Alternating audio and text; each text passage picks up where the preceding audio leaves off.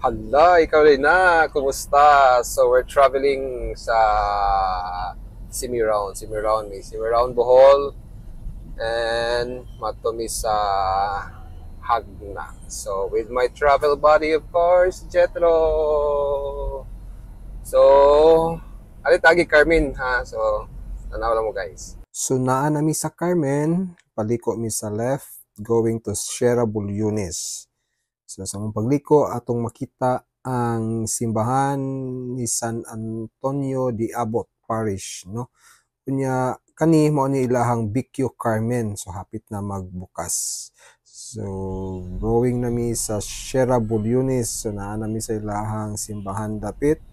Going sa poblasyon Sierra Bulyones. So, doon nami sa ilahang munisipyo.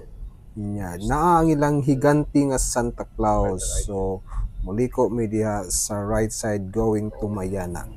So, pasaka nami sa Matinaw, Sierra Bulyones. Nindot kayo ang dalan, aspalto, mingaw, bugnaw.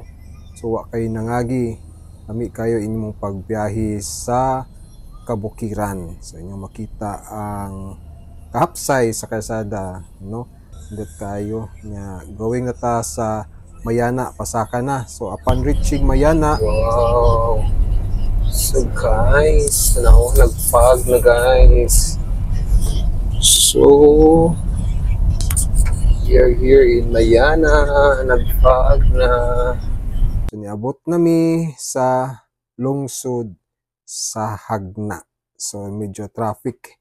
Aron-aron po sa Tubigon nga busy na po ang lungsod sa Hagna. So, naadiha ang ilang McDonald's. So, muliko nami sa right side going sa akong tuyo dinhi sa lungsod sa Hagna, sa akong pakikita sa akong higala, no? So, di ami dapit sa merkado sa Hagna. So, patungas na po mi gikan sa akong tuyo sa lungsod sa Hagna. Going na po sa right side, padung nami sa lungsod sa Garcia Hernandez. So, nindot kayo ilang mga view. So, inyong makita diha ang mining sa lungsod sa Garcia Hernandez.